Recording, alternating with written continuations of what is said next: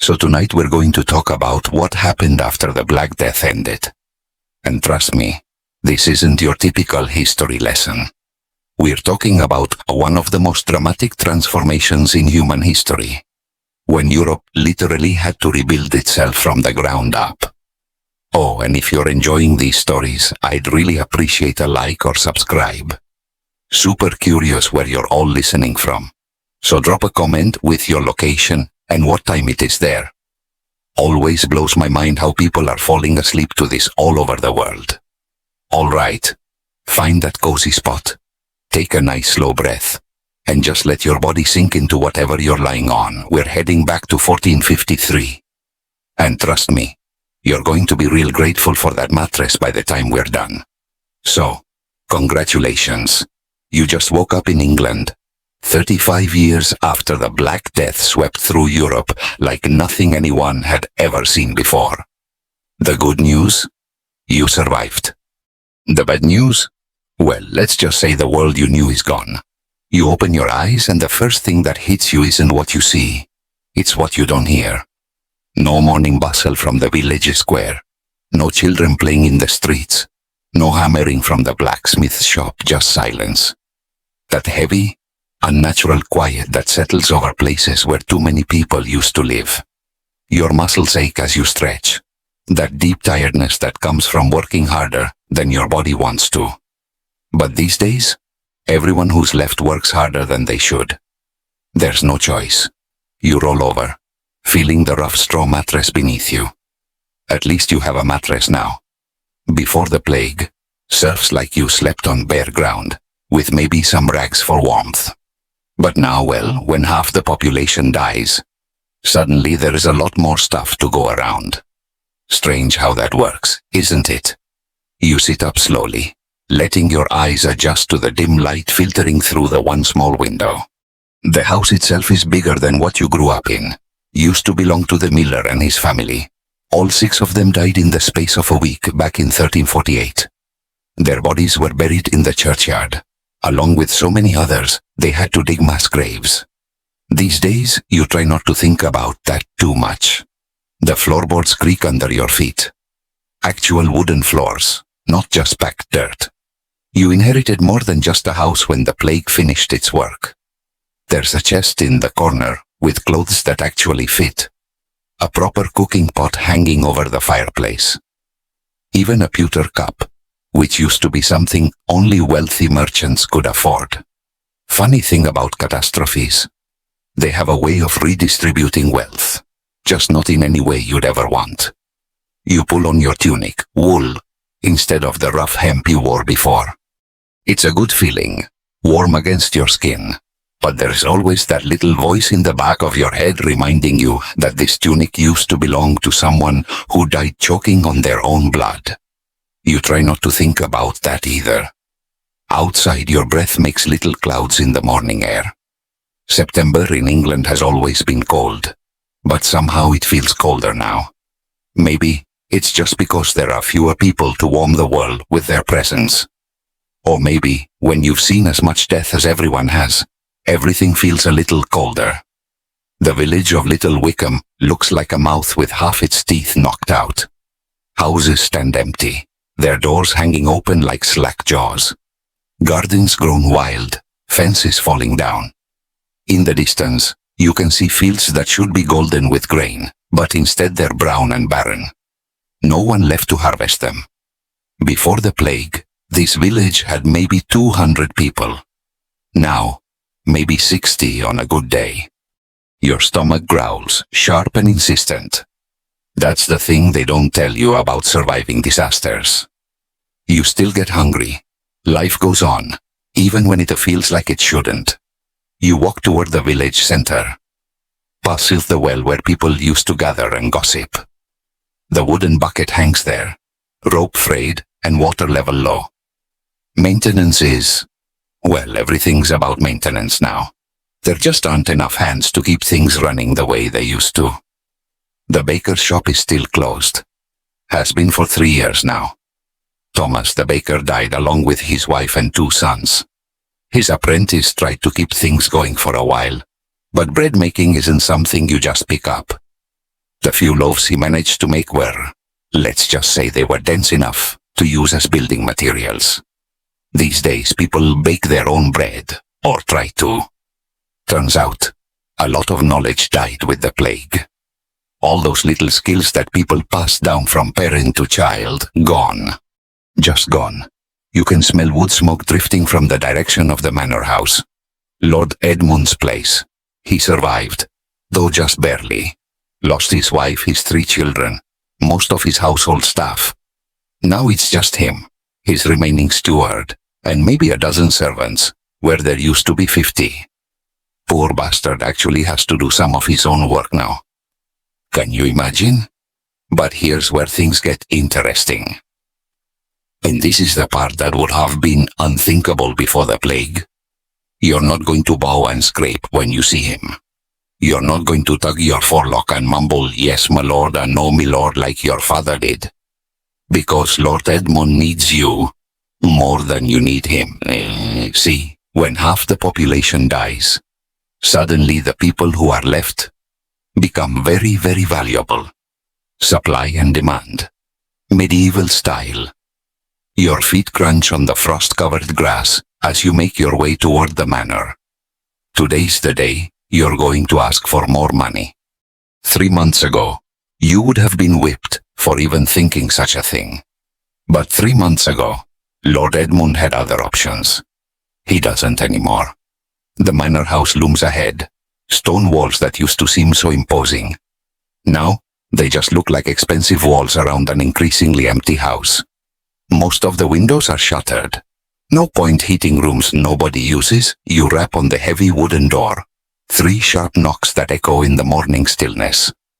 Footsteps approach, slow and measured. The steward opens the door.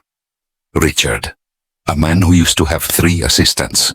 Now he does everything himself. Morning, Thomas, he says. His voice carries that particular weariness that everyone has now. The exhaustion of people trying to do too much with too little. Morning, Richard. Need to speak with his lordship. Richard raises an eyebrow. Before the plague, peasants didn't just demand audiences with lords. But these aren't before the plague times. He's in the solar. I let him know. You are here. You wait in the great hall. And even here, you can see how much has changed. The tapestries are dusty. There's no one left to maintain them properly.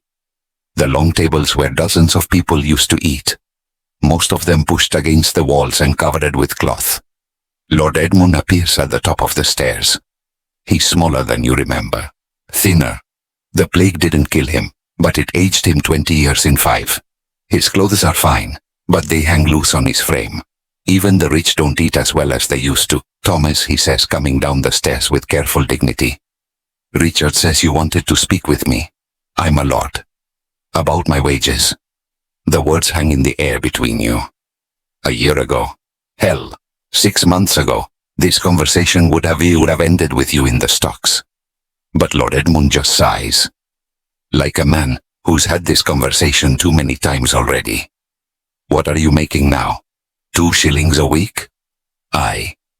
But John over in Great Wycombe, he's getting 3 shillings for the same work. And they're throwing in an extra measure of grain. Lord Edmund's jaw tightens. John's always been... He stops himself. Takes a breath. What exactly are you asking for? 3 shillings. And I want Sundays off.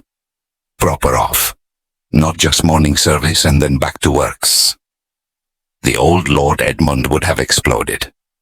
Called the guards. Had you beaten? But the old Lord Edmund had 50 workers to choose from. This Lord Edmund has you. And maybe 5 others. He looks out the window at his fields.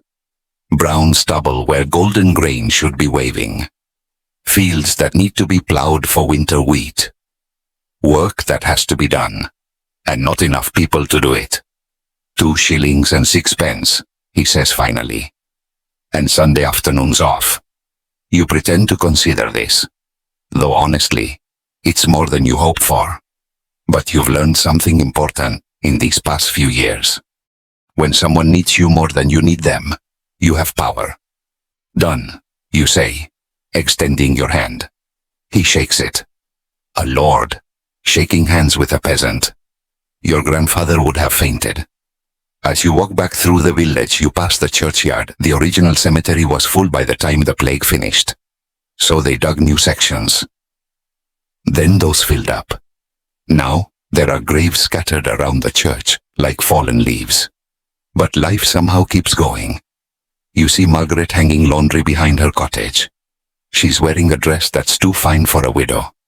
But her husband had been the village's most successful merchant before he died. Now she owns his business. Such as it is. Women inheriting property, running their own shops. Another thing that would have been impossible before. Strange how catastrophe creates opportunities. She waves at you, and you wave back.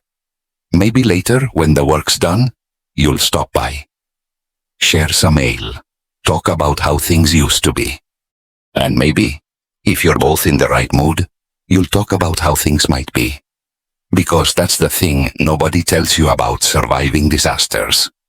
Eventually, you start thinking about the future again. Your stomach rumbles once more, reminding you that survival still requires the basics. Food, shelter, work.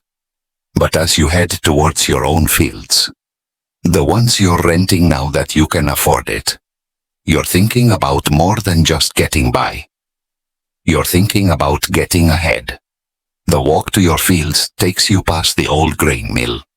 The wheel still turns, but slowly. There's not enough grain to keep it busy. Before the plague, this mill ran from dawn to dusk during harvest season. Maybe 2 or 3 hours a day. Ooh. But that's changing too, slowly. Because the people who survived, they're eating better, working less, demanding more. And when people have more money in their pockets, they buy more grain, more meat, more of everything. It's like watching a broken machine slowly start to work again. But differently. Better in some ways. Your fields stretch out before you. Not huge, but yours. Well, rented. But at terms that your father never could have imagined. Lord Edmund was so desperate for someone to work this land that he agreed to let you keep 60% of what you grow. Before the plague, a peasant might keep 20% if he was lucky. The soil is dark and rich, ready for winter planting. You run it through your fingers, feeling the potential there. This land could feed a family, with enough left over to sell at market.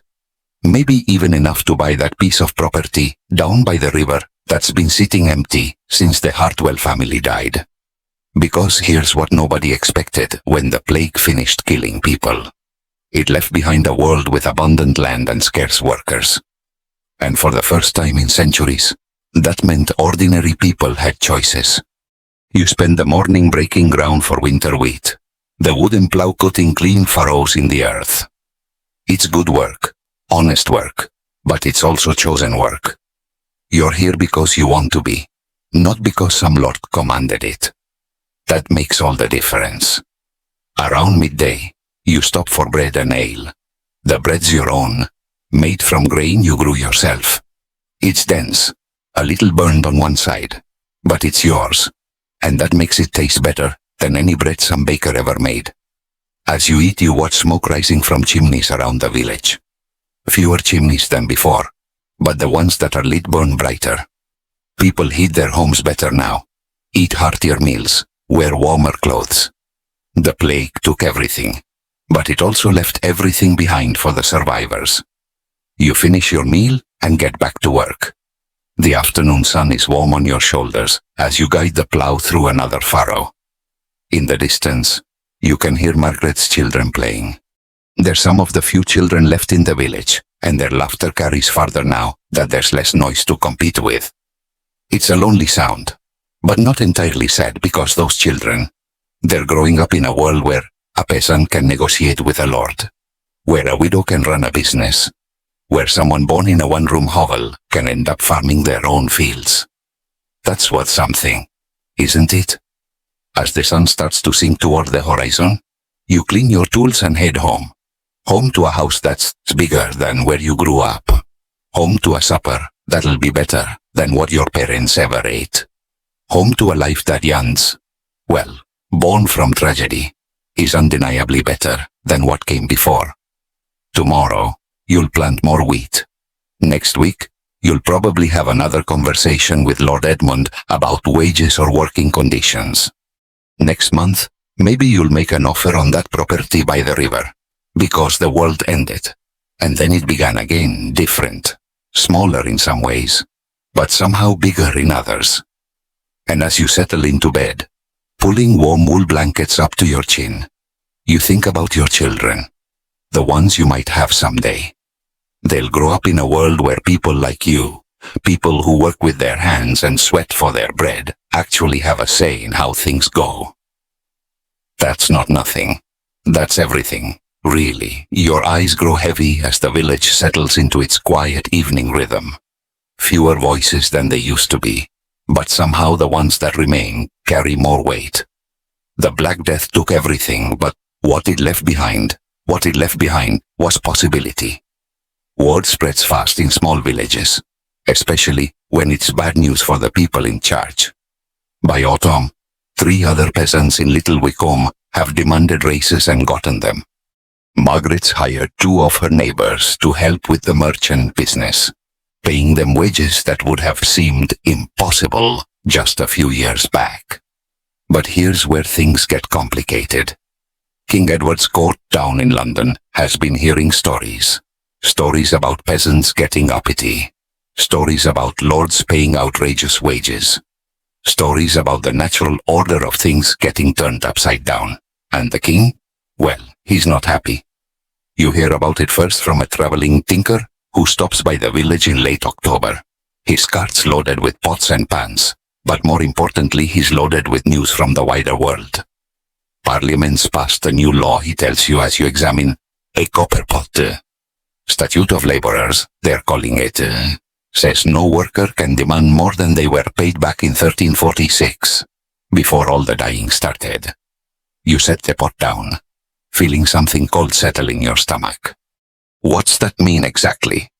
The tinker glances around, making sure no one's listening.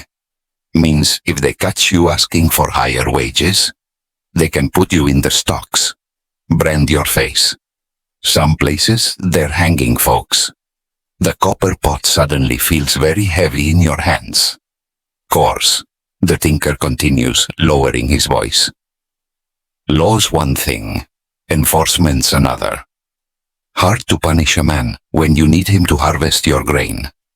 That night, you lie awake, listening to the wind rattle your shutters.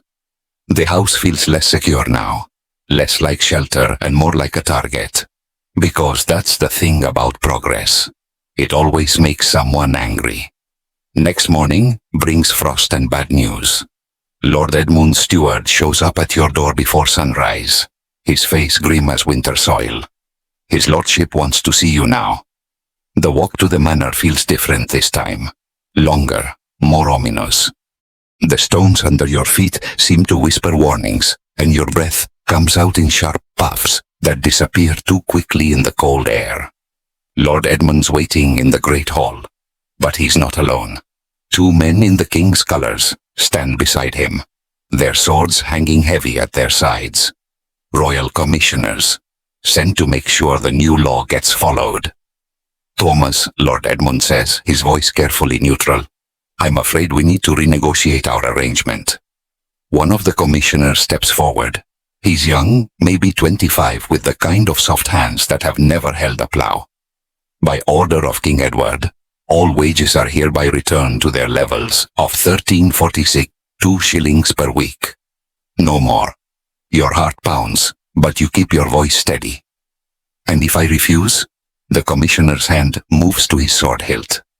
Then you'll find yourself explaining your refusal to the king's justice. We have stock set up in the village square, and brands heating in the forge. You look at Lord Edmund, searching his face for some sign of support. But he won't meet your eyes. Whatever power you thought you had, it's gone.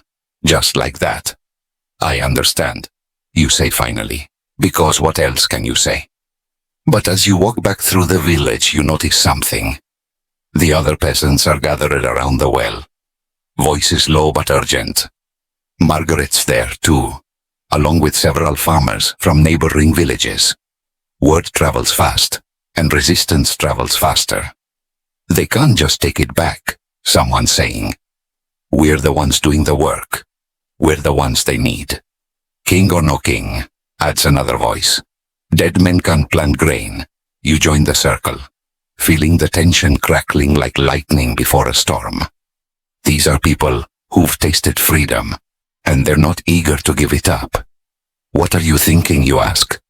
Margaret speaks up, her voice carrying an edge you've never heard before. We're thinking maybe it's time the king learned who really keeps this country running. That afternoon, you're working your fields when you see the smoke, 3 columns of it, rising from the direction of Great Wickham, then more from Little Thornton and Wickfield.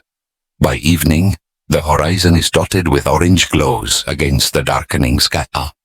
Granaries, tax records, manor house outbuildings. Nothing that would actually hurt anyone, but everything that would send a message. The revolution has begun. It starts small, like most revolutions do. A tax collector here, a royal commissioner there, finding themselves suddenly unwelcome in villages where they used to command respect. Sometimes it's just cold shoulders and empty houses. Sometimes it's stones thrown from behind hedges. But by winter, it's spreading. You hear stories from traveling merchants, when any merchants are brave enough to travel. Peasants in Kent, marching on royal castles. Workers in Essex, refusing to harvest grain for lords who won't pay fair wages. Entire villages in Yorkshire simply disappearing. People packing up everything they own and moving to places where they can get better treatment. And the amazing thing? The lords can't stop them. Because stopping a few troublemakers is one thing. Stopping half your remaining workforce is economic suicide. Lord Edmund tries threats first, then bargaining, then something that would have been unthinkable before begging. Look, he says during another awkward meeting in the Great Hall, I know the commissioner said 2 shillings. But what if we called it 2 shillings plus expenses, food allowances, extra grain rations? You pretend to consider this, though really you're just enjoying watching a lord squirm. What kind of food allowances? Well, meat twice a week, good bread, ale with dinner. And housing? You can keep the house you're in now. No rent. It's not everything you had before, but it's something. And more importantly, it proves that laws are just words on parchment when reality doesn't cooperate. You shake his hand again, and this time his grip is desperate. Winter settles over the village like a heavy blanket. But it's a restless kind of quiet. Letters arrive at the manor with increasing frequency, carried by nervous messengers who don't stay long. Reports from other parts of the kingdom, most of them bad news for anyone wearing a crown. The thing is, when you kill half the population, you don't just lose workers. You lose the social fabric that held everything together. The unquestioned authority, the ancient assumptions about who belongs where. And once people start questioning those assumptions, well, it's hard to get them to stop. Spring brings news of larger uprisings. Not just local disputes over wages, but organized rebellions with leaders and demands and actual armies. Peasants who've decided they're tired of being peasants.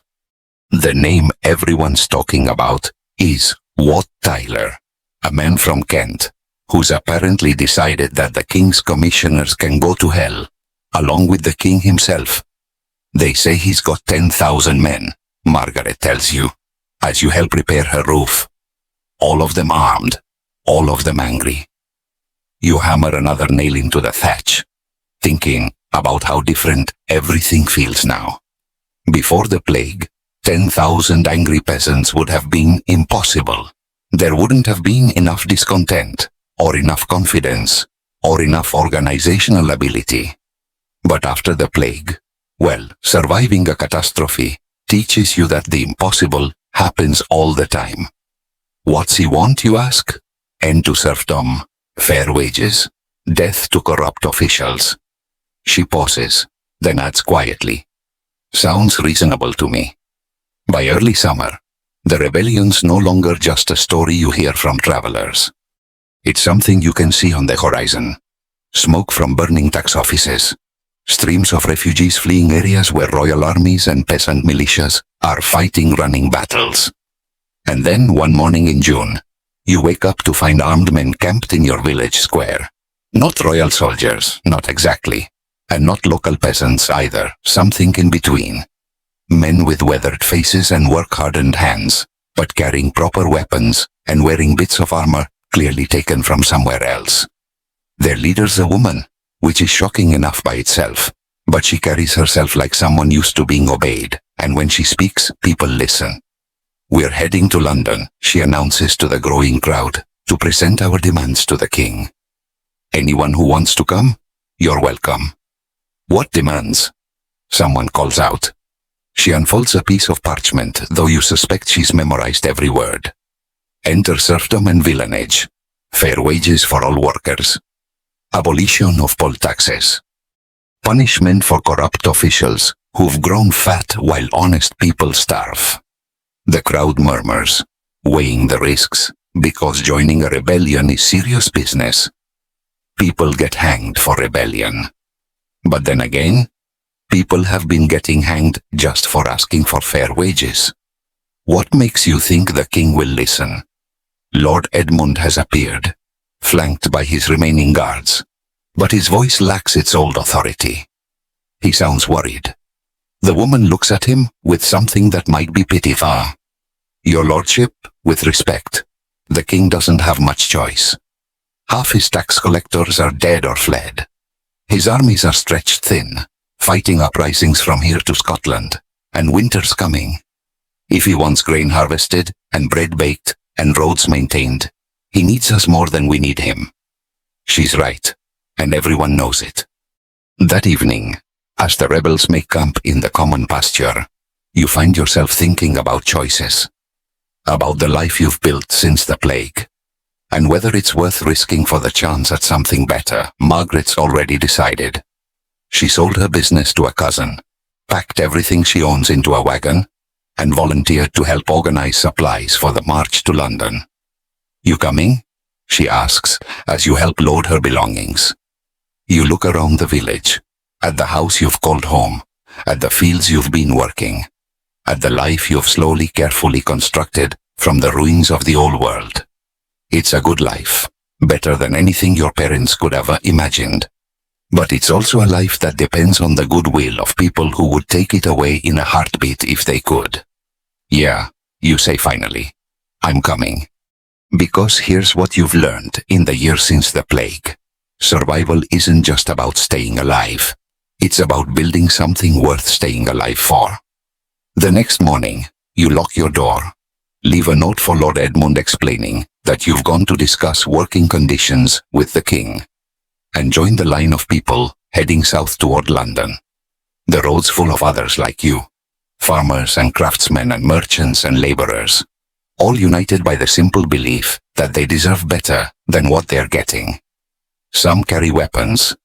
Others just carry tools. But all of them carry something that would have been impossible before the plague.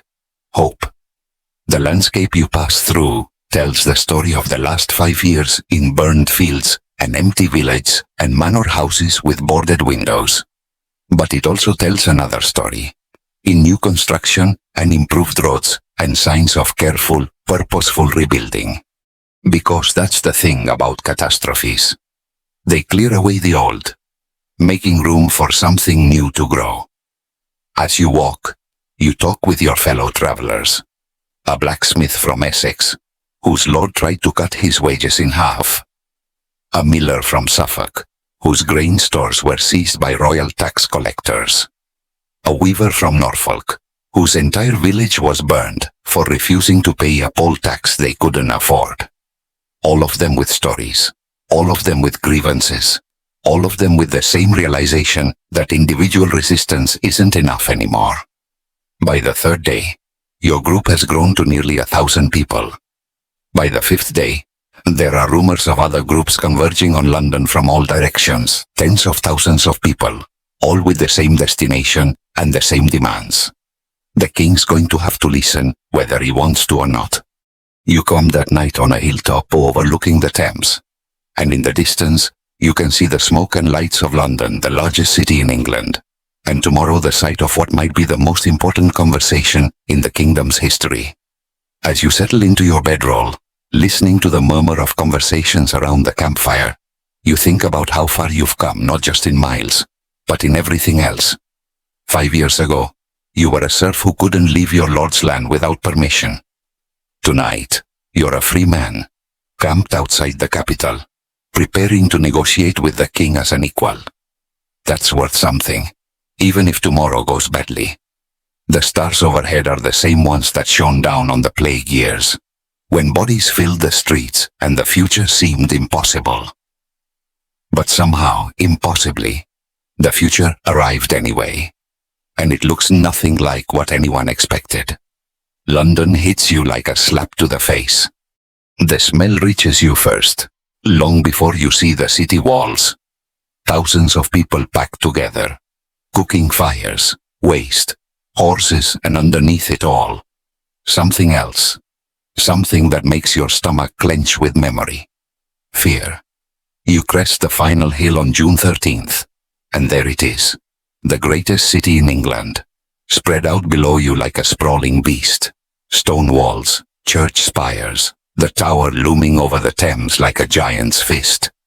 And surrounding it all, camps, thousands upon thousands of people just like you. Peasants and craftsmen and laborers, who've walked hundreds of miles to have a conversation with the king. Jesus breathes the blacksmith, walking beside you. Look at them all. The camps stretch for miles along the river. Banners flutter in the morning breeze, most of them homemade, bearing symbols you recognize from your own village. The cross of St. George, tools of various trades, and here and there more ominous signs. Nooses, headless crowns, slogans painted on rough cloth. Death to traitors. When Adam delved and Eve span, who was then the gentleman? Your group finds space on a hillside called Blackheath, where the Kent rebels have gathered under their leader. Wat Tyler smaller than you expected. Maybe 40 years old, with the kind of weathered face that speaks of hard work and harder decisions. But when he talks on them all, listen. Brothers, he says, his voice carrying across the camp without strain. Tomorrow we enter the city, not as conquerors, but as free men seeking justice from our king. Cheers rise from the crowd, but Tyler raises his hand for quiet. Remember, we're not here to destroy. We're here to build, to tear down the corrupt system that's kept us in chains and replace it with something fair, something human. You find yourself nodding along, caught up in the hope and energy of the moment around you. Faces shine with something that's been missing from English villages for too long. Possibility. That night, you barely sleep. The excitement is infectious, crackling through the camp like lightning. People share food, stories, dreams of what comes next. A miller from Canterbury talks about starting a cooperative where workers share the profits. A weaver from Dover imagines guilds run by craftsmen instead of wealthy merchants. But underneath the hope, there's tension, because everyone knows that what happens in the next few days will determine whether this ends in triumph or massacre. Dawn breaks grey and misty over the Thames, and with it comes movement. Thousands of people breaking camp, gathering belongings, forming loose columns that stretch back toward the horizon. The march to London begins. You walk with Margaret and the blacksmith, part of a river of humanity flowing toward the city gates. The guards at Aldgate take one look at the approaching crowd and simply step aside. Smart men. London's streets are narrow, twisting, designed for maybe a few hundred people at a time, not several thousand. The crowd spreads out like water, finding its level, filling every available space, and the city responds. Some Londoners slam their shutters and bar their doors. Others lean out of windows, cheering, throwing bread and coins. A few brave souls actually join the march. Craftsmen and laborers who've been nursing their own grievances against the wealthy merchants who run the city. But it's when you reach the wealthy quarter that things get interesting. The houses here are different, larger, built of stone instead of timber, with courtyards and gardens and all the signs of lives lived in comfort while others struggled. Someone throws a stone. You're not sure who, but suddenly the air's full of them. Windows shatter, doors splinter, and the crowd. The crowd tastes blood. The Savoy Palace. That's where it really starts. John of Gaunt's residence, the most magnificent building in London and after the royal palaces. Home to the man who's been the real power behind the throne, while young King Richard grows into his crown. Someone shouts, "Burn it!" and suddenly everyone's shouting it. You find yourself swept along with the crowd, through the palace gates, into courtyards filled with treasures that represent more wealth than your entire village sees in a decade. Tapestries, gold plate, furniture carved from exotic woods. And all of it, every bit of it, bought with money squeezed from people who work for a living. The palace burns beautifully. You stand in the courtyard, watching flames leak out windows, feeling the heat on your face and thinking about justice, about balance, about how sometimes the only way to build something new is to burn down what came before. Margaret appears beside you, her face lit by the orange glow. "Feel good?" she asks. "Yeah," you admit. It does. But even as the palace burns, Tyler's trying to maintain order. You see him moving through the crowd, reminding people that they're here for justice, not revenge. That destroying property is one thing, but harming people is another. Mostly, people listen to him. Mostly. The Fleet prison gets opened, and suddenly the streets are full of freed prisoners. Some of them are debtors, people imprisoned for owing money they couldn't pay. Others have been locked up for more serious crimes. Temple Bar burns next, along with all the legal records stored there. Centuries of laws and precedents and property deeds, gone in an afternoon of smoke and celebration. Because here's what the lawyers and lawmakers never understood. When the law serves only the wealthy, burning the law starts to feel like justice. As evening falls, you find yourself with a group of rebels surrounding the Tower of London, the ancient fortress where kings have lived and died, where traitors have been executed, where the machinery of royal power grinds on regardless of who suffers beneath it. And inside, trembling behind stone walls that suddenly don't seem so impregnable, is 14-year-old King Richard himself. "Come out," someone shouts. "Come out and face your people." But the tower stays silent, its gates locked, its guards nowhere to be seen. Tyler arrives with a message. The king, through intermediaries, has agreed to meet tomorrow morning at Mile End, outside the city walls, a place where both sides can gather safely. He's agreed to hear our demands, Tyler announces. All of them. Freedom from serfdom, fair wages, punishment for corrupt officials. The crowd erupts in cheers. But you notice Tyler's expression remains careful, hopeful, but careful. Because promising to listen and actually listening are two very different things. That night, you sleep in the ruins of a tax collector's office. The papers and ledgers that once recorded every penny owed by every peasant in 3 counties. They make excellent kindling for your campfire. Outside, London burns in a dozen places. Not the whole city, but enough to send a message that can be seen for miles. The old order is ending. What comes next? That's tomorrow's question. Morning arrives with the sound of trumpets. Royal trumpets. calling from the direction of Mile End. King Richard apparently is ready to talk. The march out of the city is different from the march in, more organized, more purposeful. Tyler's managed to impose something like discipline on the crowd, arranging them in rough columns with representatives from different regions. You walk with the Essex group, maybe 2,000 strong, carrying banners that list your specific grievances. End to serfdom. Abolition of poll taxes. Fair courts. The right to hunt in royal forests. Simple things, really. Human things. Mile End is a large field outside London's walls. Perfect for the kind of massive gathering that's about to take place. And there, waiting on a raised platform, surrounded by guards and nobles, is the king himself, Richard Plantagenet, 14 years old, heir to Edward the Black Prince, ruler of England. Though right now, he looks more like a scared boy, trying very hard to appear brave, which, to be fair, he probably is. The meeting begins with ceremony, heralds reading proclamations, nobles making speeches about royal mercy and divine authority. But Tyler cuts through all of it with the kind of blunt speaking that makes lawyers nervous.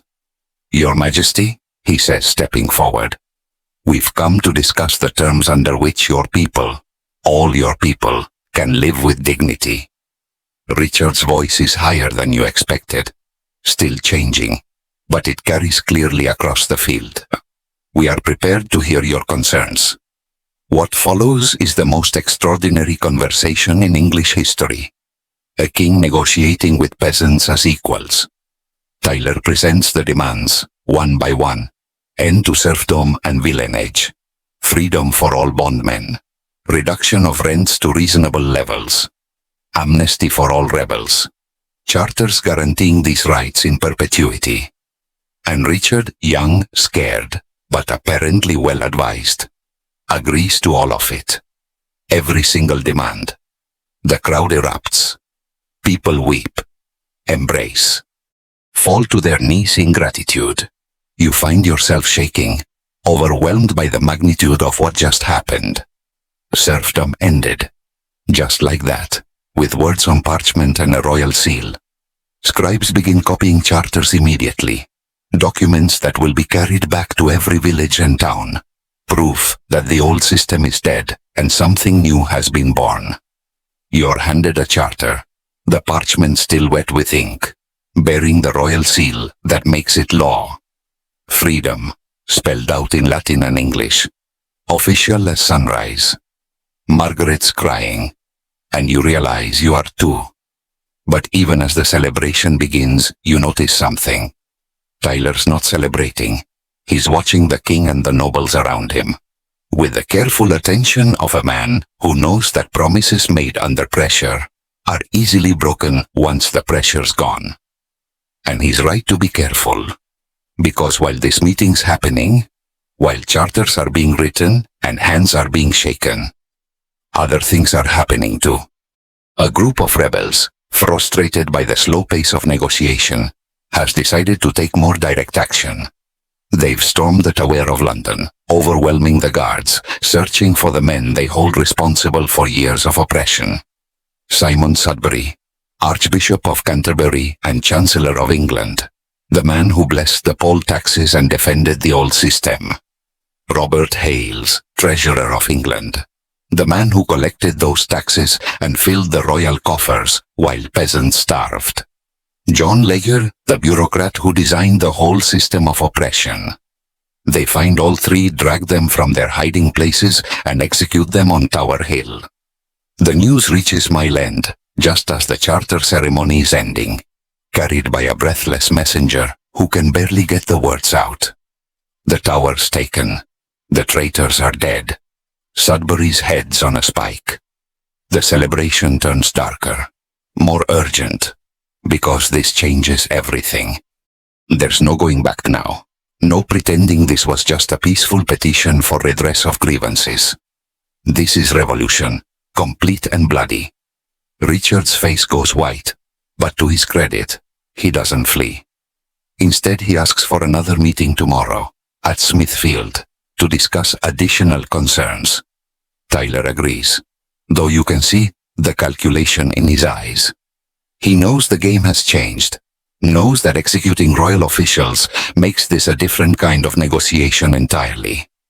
That night, camped again outside London, the mood is strange, jubilant, and terrified in equal measure, because everyone understands that they've crossed a line. There's no peaceful resolution anymore. Either the rebellion succeeds completely, or it fails catastrophically. No middle ground. You lie awake, listening to the murmur of conversations around the camp, thinking about the charter folded carefully in your pack. Freedom, written in royal ink on royal parchment, but also thinking about the heads on pikes at the tower, and what they mean for anyone who's taken part in putting them there. Tomorrow's meeting at Smithfield will determine whether you go home as free men, or whether you die as traitors. And honestly, you're not sure which is more likely. The stars overhead are the same ones that shone down on your village, back when this all started, with a simple request for fair wages, but somehow, impossibly, that simple request has become something much larger. A demand that England itself change or burn in the attempt. Either way, there's no going back to the way things were. The old world died with the plague, and tomorrow, you'll find out whether the new world gets to live. Smithfield feels different. Where Myland had been open, welcoming, a place where equals could meet and talk, Smithfield feels like a trap. It's smaller, more enclosed, with too many places for armed men to hide. You notice these things now, after a week of revolution. Your eyes have learned to see threats, to calculate distances to exits, to recognize the difference between a nervous guard and a dangerous one. The king arrives with more soldiers this time, a lot more. They ring the field in neat formations, supposedly for protection, but you can't shake the feeling they are there for a different kind of protection entirely. Richard looks different too, less like a scared boy, more like someone who spent the night getting advice from people who know how to deal with troublesome peasants. Wat Tyler steps forward, and you can see the tension in his shoulders. He knows this isn't going to go like yesterday's meeting, but he's committed now, too far in to back down. Your Majesty, Tyler begins. We've come to discuss additional terms, but Richard cuts him off. The terms discussed yesterday are sufficient. We suggest you return to your homes and trouble us no more. The words hit the crowd like a physical blow. Yesterday's promises. Suddenly conditional, suddenly negotiable. Tyler's voice hardens. With respect, Your Majesty, those terms didn't address everything. We need guarantees, real guarantees. And we need them in writing, with penalties for anyone who tries to reverse them. You need? Richard's voice carries a new edge. You forget yourself, Tyler. We are your king. You do not make demands of us. The crowd behind you stirs, restless, sensing the shift in mood. Yesterday, they were citizens petitioning their ruler. Today, they're rebels facing judgment. Tyler takes another step forward, close enough now that you can see the sweat on his face, despite the cool morning air. Your Majesty, we're reasonable men. We've shed blood for what's right. We won't go home empty-handed. Blood. Richard's voice rises. You speak of blood. You murdered our chancellor, our treasurer, men who served the crown faithfully. Men who served themselves, Tyler shoots back, while honest people starved. The space between them crackles with tension. Two men representing two completely different ideas about how the world should work, and around them, thousands of people waiting to see which idea wins. That's when it happens. Tyler, frustrated by the king's sudden coldness, makes a gesture. Maybe he's reaching for his sword. Maybe he's just emphasizing a point. Maybe he's trying to demonstrate something. It doesn't matter. William Walworth, Lord Mayor of London, sees Tyler's hand move toward his weapon, and decides he's seen enough. His sword comes out in one smooth motion, catching Tyler in the neck before anyone can react. Tyler staggers, blood spraying, his eyes wide with shock. He takes 2 more steps, reaches out toward the king as if to say something, and collapses. Dead. Just like that. The silence stretches for maybe 3 heartbeats, long enough for everyone to understand what just happened. Then chaos. The crowd surges forward, screaming for vengeance. Swords come out. Bows are drawn. The careful discipline Tyler had imposed, gone in an instant. And that's when Richard does something extraordinary. He spurs his horse forward, directly into the mob, his young voice cutting through the screaming. You shall have no captain but me. The words are perfectly chosen, perfectly timed, because these aren't anarchists or criminals. They're people who still believe in kingship, who still think their grievances can be addressed by appealing to royal justice. And here's their king, young and brave and apparently sympathetic, offering to be their leader. The crowd, incredibly, actually stops. Follow me, Richard continues, his voice gaining strength. I will be your king and your captain. Your grievances shall be heard, justice shall be done. It's brilliant, absolutely brilliant. Because instead of facing an angry mob seeking revenge for their murdered leader, he's created a situation where he's leading that mob, where their anger becomes his to direct. The crowd follows him, away from Smithfield, away from Tyler's body, to an open field where they can be properly surrounded by royal troops. And once they're there, once they're isolated and outnumbered, Richard's true intentions become clear. Men of Essex, Kent and Suffolk, he announces, his voice now carrying total authority. You have been deceived, led astray by traitors and rebels. But we are merciful. Return to your homes now, and we will forgive your momentary confusion. The crowd murmurs, uncertain. Some of the rebels are nodding, ready to accept the offer. Others look suspicious, sensing the trap. What about the charters? Someone calls out.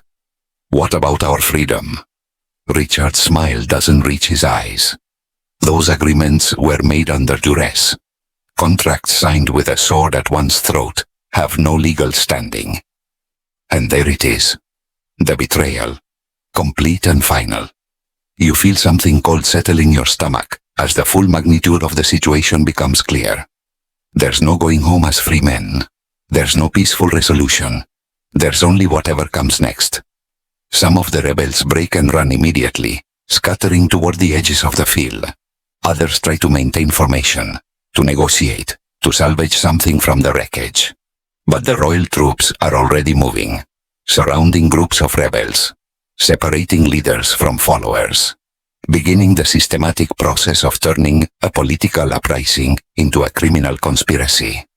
You grab Margaret's hand. We need to know. What about the others? The others are finished. We stay.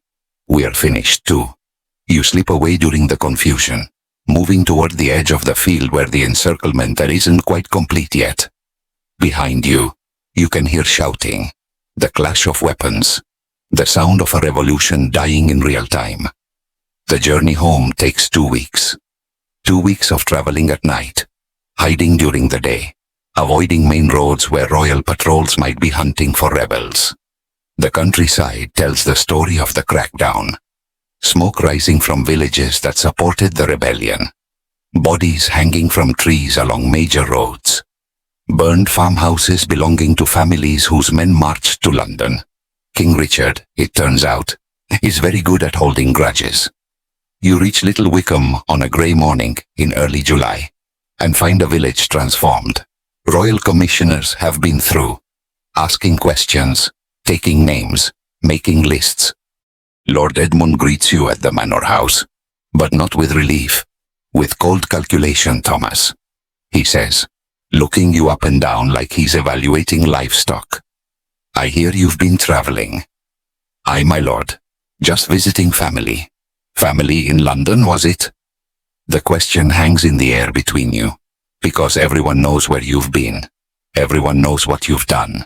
The only question is whether Lord Edmund intends to do anything about it. I've been asked, he continues slowly, to provide names of men from this village who might have participated in recent disturbances. Your mouth goes dry and I've told them that my workers were here the entire time, helping with the harvest, far too busy to go gallivanting off to London. Relief floods through you, but it comes with a price tag attached. Of course, Lord Edmund adds, busy workers deserve appropriate compensation. I'm thinking 18 pence a week. No more requests for raises, no more negotiations, take it. Or find yourself explaining to the King's Justice why you happen to be away from the village during the recent unpleasantness. 18 pence. Less than you were making before the rebellion. Less than you'd negotiated after the plague. But more than nothing, which is what you'll get if you're hanged as a traitor. 18 pence sounds fair, you say. Because what choice do you have? The months that follow are quiet. Dangerously quiet. The kind of quiet that comes when people are afraid to talk, afraid to complain, afraid to do anything that might bring unwanted attention. The rebellion's leaders are hunted down systematically. Some are executed publicly, their heads displayed on spikes as warnings. Others simply disappear, their fate left to imagination. The promises made at my land forgotten. The charters guaranteeing freedom declared null and void. The end of serfdom postponed indefinitely on the surface. It's as if the rebellion never happened. But underneath, things have changed in ways that can't be undone. Because here's the thing about revolutions. Even failed ones. They change how people think. About themselves. About their place in the world. About what's possible. You work Lord Edmund's fields, but you don't work them the same way. There's a sullenness to it now. A resentment that wasn't there before. You do what's required, but no more. And when opportunities arise to cause small problems, equipment that breaks at inconvenient times, grain that somehow gets spilled, work that takes longer than it should, well, accidents happen. Other villages are experiencing similar accidents. Productivity drops across the kingdom, not dramatically, but enough to be noticed, enough to matter. And the royal treasury, despite the crackdown, continues to struggle. Because dead peasants don't pay taxes, fled workers don't harvest grain, and sullen resentful laborers don't work as hard as motivated ones. Winter brings news from London. Parliament's abandoned attempts to collect poll taxes. Too expensive to enforce. Too dangerous to pursue. The rebellion failed. But its central demand, the thing that started all the trouble, has quietly been achieved. Small victories. By spring, subtle changes are spreading through the kingdom. Lords are offering better terms to keep workers from fleeing. The church is preaching less about obedience and more about justice. Merchants are hiring workers at wages that would have been unthinkable just a few years back. Not because anyone changed their minds about the order of things, but because the natural order, after the plague, after the rebellion, simply doesn't work anymore. Margaret's doing well. She's opened a new shop in the next village over, buying and selling goods for travelers. Business is good, partly because she's smart, partly because she's one of the few people left with enough capital to take advantage of opportunities. Funny how things work out, she says one evening as you share ale by her fireplace. All that fighting, all that dying, and in the end, we got most of what we wanted anyway. Did we? Look around. You're paying lower rent than before the rebellion. I'm running my own business. The poll tax is gone. Lords are competing for workers instead of the other way around. She's right in a way. The rebellion failed. But the world it was fighting for, that world arrived anyway, slowly, quietly, through 1,000 small adjustments and compromises. Because that's how real change usually happens. Not through grand gestures and dramatic confrontations, but through the steady, persistent pressure of people who refuse to accept the unacceptable. You think about what Tyler sometimes, lying in the dirt at Smithfield, blood pooling around his head. He died for nothing and everything. The immediate cause was lost, but the deeper cause, the thing he was really fighting for, that survived. Freedom isn't just a word on parchment. It's a way of thinking. A refusal to accept that some people matter more than others just because of where they were born. And once that idea gets loose in the world, it's very hard to put back in the bottle. Outside Margaret's window, you can see lights in houses across the village. People living their lives, making their choices, building their futures. Not as serfs or bondmen, but as free people who happen to be poor. That's not nothing. That's actually everything. The plague took half the population of Europe. The rebellion that followed took hundreds more lives. But what emerged from all that death, what crawled out of the wreckage of the old world, was something unprecedented. A society where ordinary people had choices. Where someone born in a hovel could end up owning land. Where a widow could run a business. Where a peasant could tell a lord no and live to talk about it. It wasn't the world Tyler dreamed of, but it was closer to that dream than anyone thought possible. Back when the dying started and the future seemed impossible, change comes slowly, then all at once. And sometimes, if you're very lucky, you get to live through the moment when everything shifts, when the old assumptions crumble, when new possibilities suddenly seem real. The Black Death was the worst thing that ever happened to medieval Europe, but what came after, what grew from the soil, fertilized by all that death, was the beginning of the modern world. A world where people like you matter, where your voice counts, where the future belongs to everyone, not just the people born wealthy enough to own it. That's worth remembering, as you drift off to sleep in a house you choose to live in, earning wages you helped negotiate, in a village where you're free to stay or go as you please. The revolution failed, but somehow, impossibly, you won anyway. Time has a funny way of healing wounds you thought would never close. It's been 15 years since the rebellion, 15 years since Wat Tyler died in the dirt at Smithfield, 15 years since you walked home from London with a price on your head and revolution in your heart. Now you're 43 years old. You own your house outright. Your fields produce enough grain to feed your family and sell at market. Your oldest son is learning to read. Something that would have been impossible for someone of your class before the plague changed everything. And sometimes, on quiet evenings, when the work is done and the village settles into its peaceful rhythm, you almost forget how the world used to be. Almost, but then something happens to remind you. A letter arrives from a cousin in Venice, or a merchant passes through with stories from France. Or you catch sight of one of those strange new doctors walking through the countryside wearing their peculiar bird-like masks. And you remember that the changes, the real changes, are still spreading, like ripples in other Venetians. Clever bastards that they are, figured something out that nobody else had. They realized the plague wasn't just God's wrath or bad air or punishment for sin. It was something specific.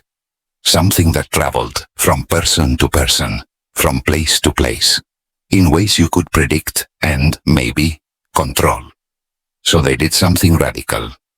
They built hospitals, not for treating people. There still wasn't much anyone could do for someone with the plague, but for keeping sick people away from healthy ones.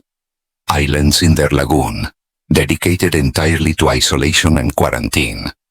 Quarantainer, 40 days. That's how long they figured it took to know whether someone was going to live or die.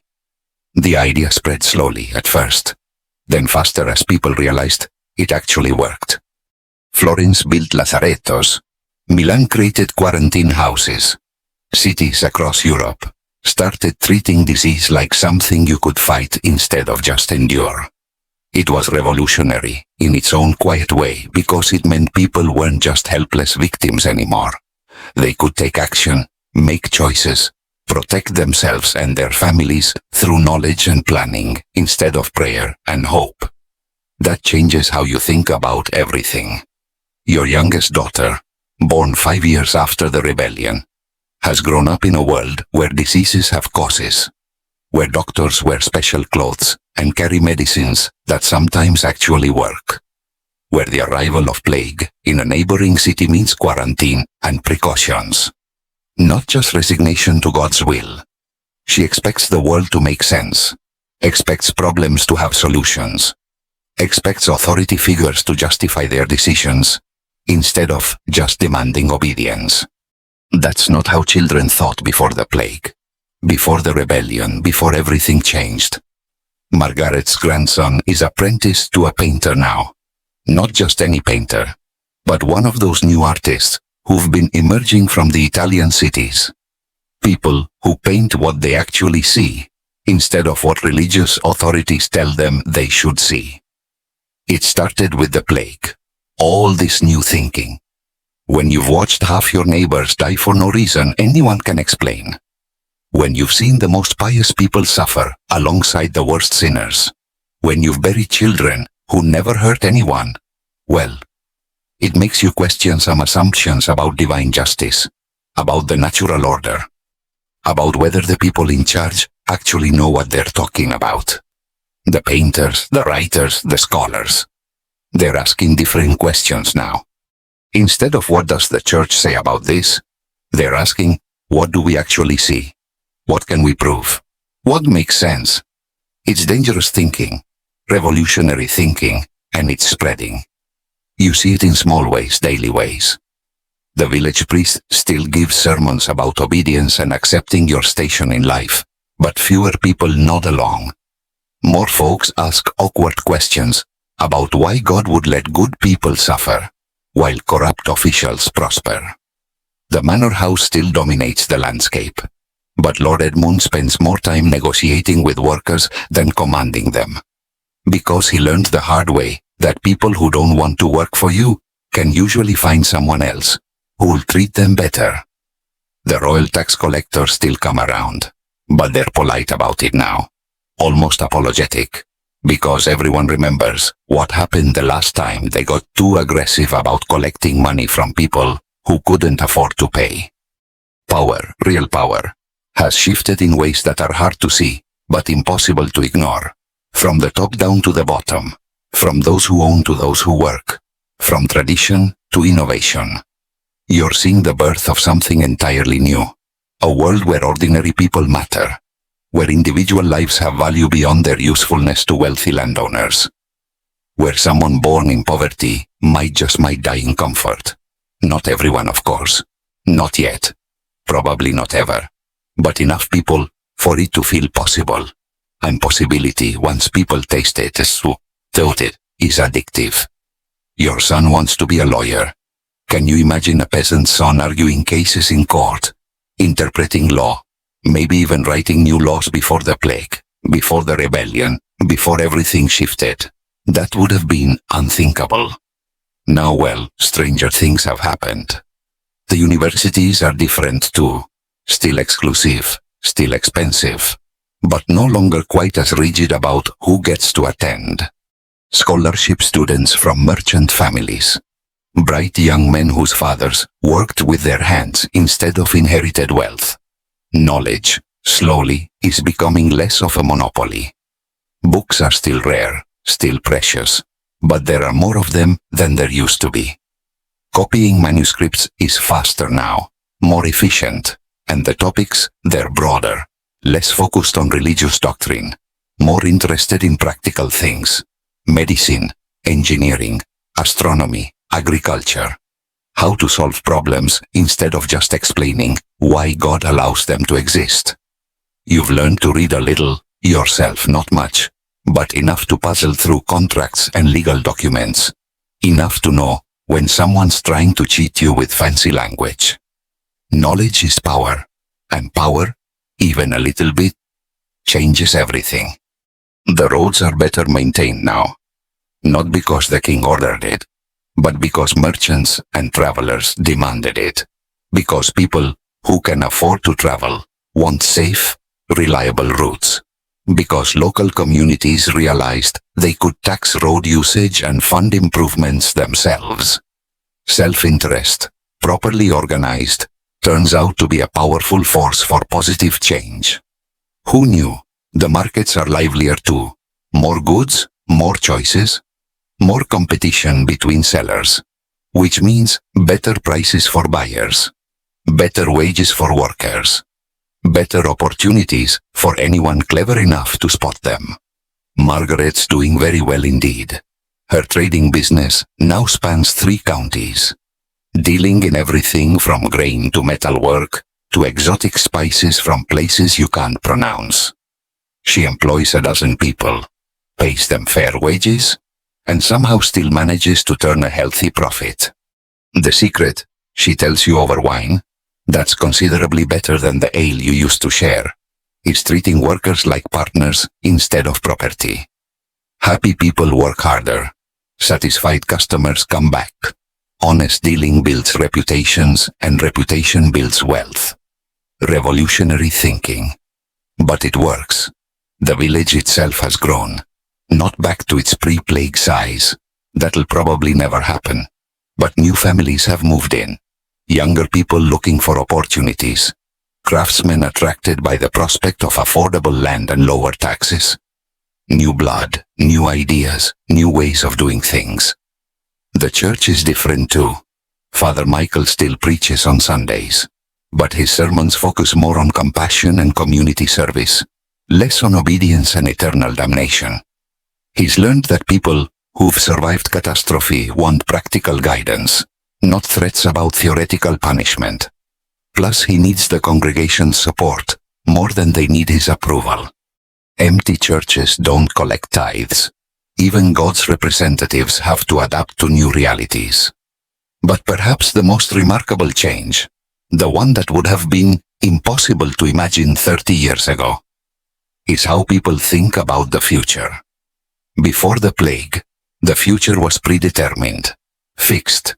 You were born into a station in life and you died in the same station. Your children inherited your social position along with your debts. Progress was measured in generations, if it happened at all. Now people make plans, set goals, imagine their children living better lives than they did. Believe that hard work and clever thinking can actually change outcomes. Hope, it turns out, is contagious. Your oldest daughter is married to a blacksmith's son who's saving money to open his own shop. Your middle son works as a clerk for a wool merchant, learning the business, planning to eventually start his own trading company. Your youngest wants to study medicine, to become one of those new doctors who actually heal people instead of just blessing them. 3 children, 3 different paths, all of them leading upward. That's not luck. That's not accident. That's the direct result of living in a world where social mobility, while still difficult, is at least possible. The Black Death created that world, not intentionally, not kindly, but definitively, by killing so many people. It broke the rigid social structures that had kept everyone locked in place for centuries. By creating labor shortages, it gave ordinary workers bargaining power they'd never had before. By demonstrating that traditional authority couldn't protect anyone from catastrophe, it opened space for new kinds of thinking. The price was horrific. 25 million dead in Europe alone, families destroyed, communities wiped out, an entire generation traumatized by losses too great to comprehend. But from that trauma, somehow, emerged something unprecedented. A society where individual merit mattered more than inherited status. Where innovation was valued alongside tradition. Where people could question authority without facing immediate execution. The foundation, in other words, of the modern world. Not that anyone planned it that way. History rarely works according to plan. Usually it stumbles forward through a combination of catastrophe and adaptation, crisis and opportunity, blind luck and stubborn human determination to survive. The plague was catastrophe. The rebellion was the crisis. What came after? What you're living through now is the adaptation. And it's remarkable. You're sitting by your fireplace on a winter evening in 1398, watching your youngest daughter practice writing by candlelight. Her letters are neat, careful, better than your own halting attempts at literacy. She's writing a letter to her cousin in London, describing life in the village, sharing news and gossip and plans for the future. Ordinary correspondence between ordinary people. Except that 30 years ago, ordinary people couldn't write letters. Because they couldn't write. Because they had no one to correspond with. Because their lives were too narrow and constrained to generate news worth sharing. Now, your daughter's life is full of possibilities. School if she's smart enough. Marriage if she finds the right partner. Business if she's ambitious enough. Travel if she's adventurous enough. Freedom. Not unlimited, but real. That's the plague's strangest legacy. Not the millions of deaths. Though those are remembered, not the economic disruption, though that's still being felt. But the simple fact that people now expect their lives to matter, expect their voices to be heard, expect their work to be valued, expect their children to have opportunities. Expectations, once raised, are hard to lower. Outside your window, the village sleeps peacefully under a blanket of snow. Smoke rises from chimneys. Dogs bark in the distance. Someone's playing a lute badly but enthusiastically. Normal sounds, comfortable sounds. The sounds of people living their lives without fear of sudden catastrophe or arbitrary punishment. It took 30 years, but somehow, impossibly, normal came back. Different than before. Better in many ways, but recognizably, blessedly, normal. The plague taught Europe that catastrophe was always possible. The rebellion taught it that change was always possible too. And what emerged from those lessons was a new kind of society. One built on the revolutionary idea that ordinary people deserved ordinary happiness. Not much to ask for when you think about it. Food on the table, a roof overhead, work that pays fairly. Children who might live better lives than their parents. Basic human dignity. But for most of human history, even that much was too much to hope for. Now it's the minimum people expect. That's actually extraordinary. You bank the fire and prepare for bed, checking that the doors are latched, that the windows are shuttered against the cold. Small precautions against predictable problems.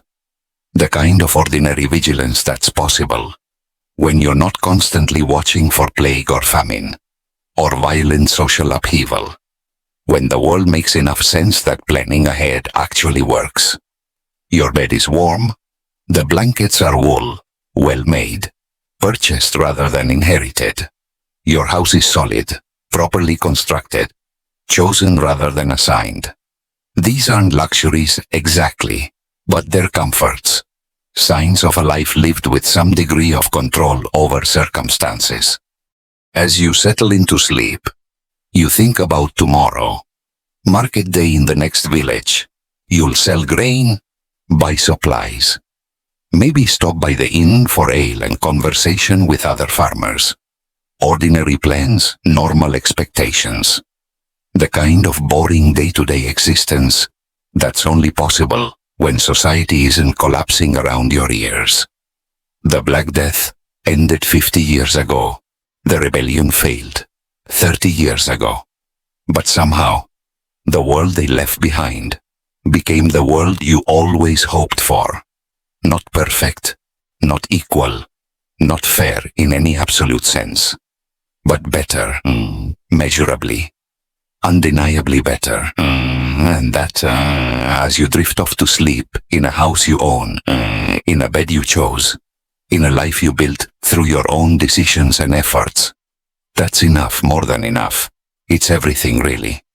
The future, whatever it brings, belongs to people like you now. People who work for a living, people who think for themselves, people who expect tomorrow to be at least as good as today and are willing to work to make it happen. That's the Black Death's most unexpected gift. Not the ending it brought, but the beginning it made possible. The beginning of a world where ordinary people matter, where you matter, where your story, this story, becomes part of something larger than any individual life, but made meaningful by the sum of all individual choices. Sleep comes easily in such a world. Dream peacefully in such a time. Tomorrow will be better, not perfect, but better. And that's revolution enough for anyone.